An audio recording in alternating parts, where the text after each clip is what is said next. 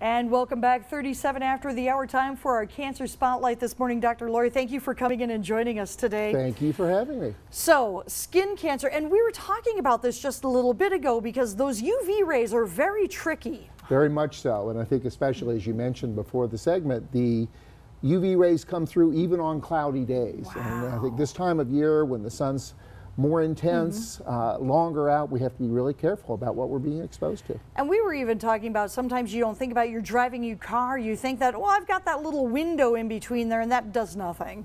No, absolutely. The sun exposure is sun exposure, whether it's in the car, out mowing the grass. It isn't just when we're baking on the side of a pool or the beach. To help us prevent most of the damage from the sun, you say that there's a variety of things we can do to help prevent some of the damage. I know we're going to show them on the screen here in just a little bit too. Correct, and I think the big thing is how much sun you're exposed to, how much ultraviolet light. Okay. That has to do with what time of day. It's worse between 10 a.m. and 4 p.m.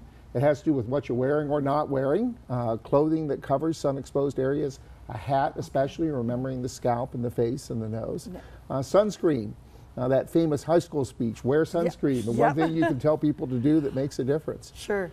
And the thing is, you got to keep reapplying it. So, I'm good. Correct. It says that it's they're no longer allowed to say waterproof because there is no such thing as a waterproof. It may be water resistant, but over time the sunscreen's effects wear off. The sunscreen may wear off. Using it time and time again while you're out in the sun. And I know there's also a lot of controversy about tanning beds. Tanning beds, I think some people even think that they're a way to protect your skin, to kind of pre-game going to the beach or going on a vacation. Tanning beds have an even more concentrated ultraviolet light and have been clearly linked to higher rates of melanoma, one of the worst forms of skin cancer. So they are better, I think, better avoided.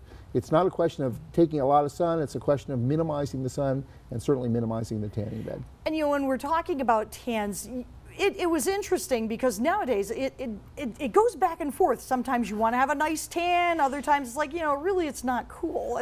We are slaves to fashion. True. And within the last 30, 40 years it's been fashionable to have a tan. And that may be great for the moment, but years later, even without skin cancer, the aging that occurs to skin of people who've heavily tanned makes them a little bit less attractive. I think we need to think in the long term, not just about the moment of what we think is good looking. All right. Now, there are things that we can do. You were saying, when you get skin cancer, early detection, like in all cancer, is really key. Absolutely. We really want to be on the lookout for that, really want to be partnering with our primary care physicians. A good baseline skin examination. Many people have spots and the doctor can reassure you that those that you have are okay, but then watching those over time. And the American Cancer Society on the website has some very nice pointers on how to look for spots, how to examine them, which ones to be concerned about. Bottom line, I think if you ever see a spot changing or a new spot, better to let your doctor know about that sooner rather than later to be sure it's not something that needs attention. And you say to just follow the alphabet. Correct. The A, B, C, D, E's. Asymmetry, something that looks irregular, where the edges are irregular or fuzzy. Darker colors, although it's important to understand that not all skin cancers are dark colored. There are some that can be light colored too. So really larger lesions and especially evolving, something that's changing in color, changing in size. Again, sooner rather than later. Don't be bashful about going to your doctor. It's much better to go and be told something's okay than not go and get beyond a point where it can be easily fixed. And it seems like with skin cancer, it's one of those that can be easily treated, but can it also spread if you ignore it? Like any other cancer, it can spread and it can kill.